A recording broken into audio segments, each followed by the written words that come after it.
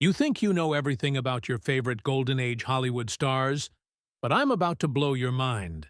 Some of the most handsome and charming leading men of the 1930s, 40s, and 50s were actually completely bald underneath those perfect hairstyles you see on screen. We're talking about major stars who fooled millions of fans for decades. Today we're diving deep into the secret world of Hollywood hairpieces and the surprising truth about which Golden Age legends were hiding their baldness behind some seriously convincing wigs. Trust me, you're going to be shocked by some of these names. Let's start with the biggest shocker of them all, Bing Crosby. The smooth crooner with the perfect hair who made women swoon in the 1930s and 40s was actually bald as a cue ball under those toupees. The balding actor hated having to wear a toupee during filming and specifically looked for scripts that had outdoor scenes where he could wear a hat instead. Think about that for a second. One of Hollywood's biggest stars was so uncomfortable with his hairpiece that he literally chose movie roles based on whether he could wear a hat. As a bald man myself, I have always been amazed at how good his toupees in the movies look. The quality of his hairpieces was so good that even today, people debate how bald he really was. But here's the crazy part. Bing Crosby chose not to wear a toupee during World War II USO tours. When he was performing for the troops during World War II, he ditched the fake hair completely. Imagine being a soldier overseas and seeing your favorite movie star show up completely bald when you expected that perfect Hollywood hair. Crosby started losing his hair very early in his career. I am not sure the exact time that Bing started wearing toupees, but I would guess sometime around the 1933 period. This means he was wearing hairpieces for basically his entire movie career. Every single romantic scene, every musical number, every close-up, all fake hair. The funniest part? He joked on his Philco radio show that Paramount hired Larry Parks from the Jolson story to play Bing in a biofilm, but the deal went sour. Parks complained that he couldn't take off that much hair in so short a time. Even Bing himself made jokes about his baldness. Gary Giddens, in his new Crosby book, mentions how often Der Bingle would wear a hat or cap all through a film rather than put on his dreaded toupee. If you go back and watch his movies now, you'll notice how many scenes he spends wearing hats. That wasn't a fashion choice. That was a bald man trying to avoid his uncomfortable hairpiece. Here's another one that's going to blow your mind. Fred Astaire. The man who could dance on air, the epitome of elegance and grace, was also hiding his baldness under a wig for most of his career. The reason Fred Astaire had less hair in The Gay Divorcee in 1934 than he did a year later in Top Hat is that the studio supplied him with a fuller toupee. So not only was he wearing fake hair, but the studios were literally upgrading his hairpieces between movies to make him look younger and more appealing. Think about this. Fred Astaire is famous for his dancing, right? All that spinning, jumping, and moving around, and his hair never moved out of place. That's because it wasn't his real hair. These two great dancers didn't want light bouncing off their heads and distracting everybody from their performances. The studio system was so concerned about maintaining the illusion that they provided Astaire with different quality toupees for different movies. It's doubtful whether Fred actually had hair of his own when he was performing his most famous dance numbers. What's really interesting is that Fred Astaire's hair loss wasn't gradual. He was significantly bald early in his career. When you see those perfect, slicked-back hairstyles in his 1930s movies, you're looking at some of the best wig work Hollywood had to offer.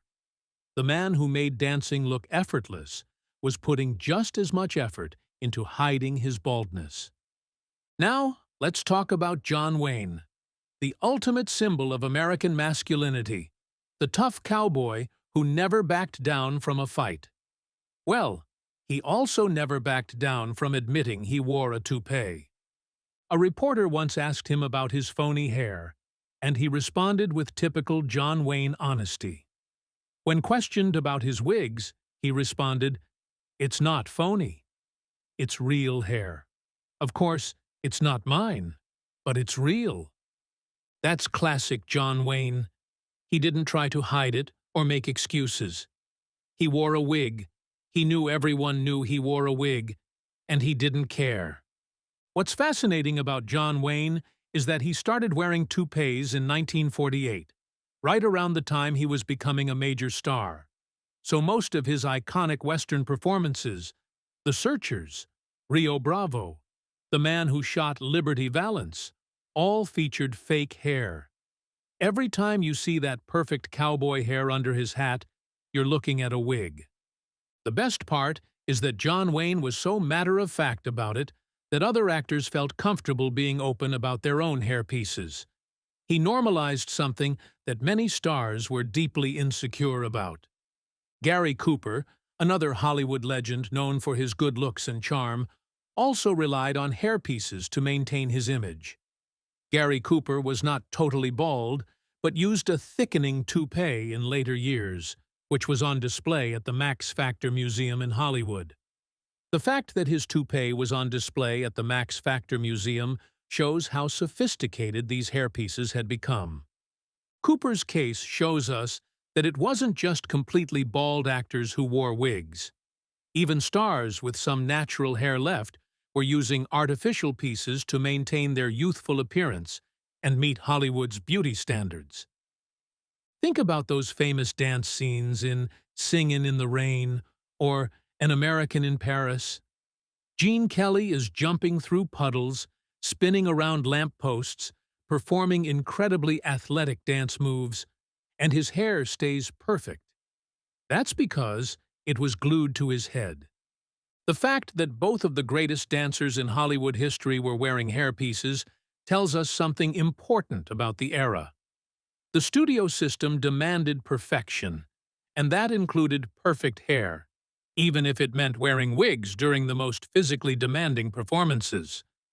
Kelly and Astaire probably had the most challenging hairpiece situations in Hollywood because dancing put so much stress on a wig.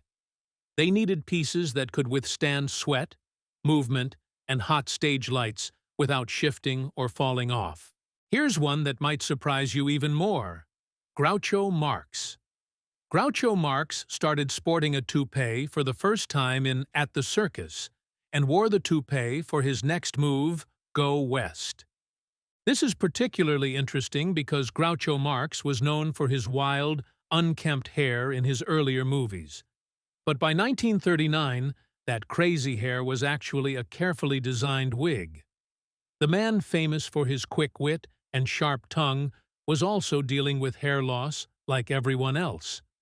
What makes Groucho's situation unique is that his character's hair was supposed to look messy and wild, so the wig makers had to create a piece that looked naturally disheveled. That's actually much harder than making a neat, slicked-back toupee. The pressure on male stars to maintain their looks was intense during the Golden Age. Studios had millions of dollars invested in these actors, and something as simple as hair loss could end a career. That's why so many stars turned to hairpieces rather than risk losing their leading man status. What's remarkable is how well kept these secrets were. In an era before paparazzi and social media, stars could maintain their illusions much more easily. Fans saw them only in carefully controlled situations, on movie screens, at premieres, or in studio-approved photographs. The technology behind these hairpieces was actually quite advanced for the time. Which was on display at the Max Factor Museum in Hollywood shows that these weren't cheap, obvious wigs. These were custom-made pieces designed by experts who understood both hairstyling and the specific demands of movie making. Max Factor, who revolutionized movie makeup, also pioneered many of the techniques used to create convincing hairpieces for male stars. The pieces had to look natural under harsh studio lights, hold up during long filming days, and convince audiences in close-up shots. The process of creating these hairpieces was incredibly detailed. Each piece was custom-made for the individual actor, taking into account their facial structure, the character they were playing, and the specific requirements of each role. Some actors had multiple pieces, one for close-ups, another for action scenes, and sometimes different pieces for different time periods in a single movie. What's fascinating to consider is the psychological impact this had on these stars. Imagine being one of the most famous, desired men in the world, and having to put on a fake hairpiece every morning just to look like yourself. The balding actor hated having to wear a toupee during filming. This quote about Bing Crosby shows the genuine discomfort these stars felt. It wasn't just about vanity. It was about maintaining an image that millions of people had of them. Some stars, like John Wayne, embraced it with humor and honesty. Others, like Bing Crosby, found it so uncomfortable that they actively sought ways to avoid wearing their pieces. This created an interesting dynamic where some of Hollywood's most confident, charismatic performers were secretly dealing with insecurity about their appearance. The studio system of the Golden Age played a huge role in perpetuating these hair secrets. Studios controlled every aspect of a star's image, from their clothing to their hairpieces. The studio supplied him with a fuller toupee. This shows how actively involved studios were in managing their stars' appearance. Studios had entire departments dedicated to maintaining their stars' images. This included wig makers, makeup artists, and specialists who understood how to create and maintain convincing hairpieces. The investment in these departments shows how seriously studios took the appearance of their male stars.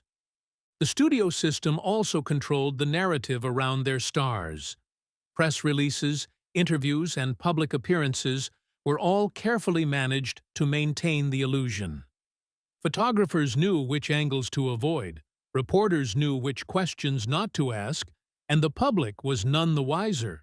What's most impressive is how well these secrets were kept. In an era when Hollywood was already full of gossip and rumors, the bald truth about these stars was remarkably well protected. People never saw Green without his hair. This quote about Lorne Greene shows how carefully some stars guarded their secret. The level of secrecy was so complete that many of these revelations only came to light decades later, through memoirs, behind-the-scenes books, or museum displays. Some fans lived their entire lives never knowing that their favorite stars were wearing wigs. This secrecy required cooperation from hundreds of people: hairdressers, makeup artists, costume designers, directors, photographers, and fellow actors. The fact that so few leaks occurred shows how professional and discreet the Hollywood community could be when it mattered. Creating convincing hairpieces for movie stars presented unique technical challenges. Unlike regular toupees, these pieces had to look perfect under hot studio lights, which could cause sweating and shifting. They had to withstand multiple takes of the same scene, costume changes, and sometimes action sequences. For dancers like Fred Astaire and Gene Kelly, the challenges were even greater. Their hairpieces had to stay in place during vigorous physical activity while still looking natural and styled. This required special adhesives, more secure attachment methods, and pieces designed to move naturally with their performances. The makeup departments at major studios became experts in creating not just convincing hairpieces, but entire systems for maintaining them throughout long shooting schedules. Some movies took months to film, and stars needed multiple identical pieces to account for wear, damage, and different scenes. The expense of maintaining these hairpieces was enormous. Custom-made pieces from the best wig makers could cost thousands of dollars. And that's in 1940s money. The ongoing maintenance was also expensive. These pieces needed regular cleaning, styling, and repair.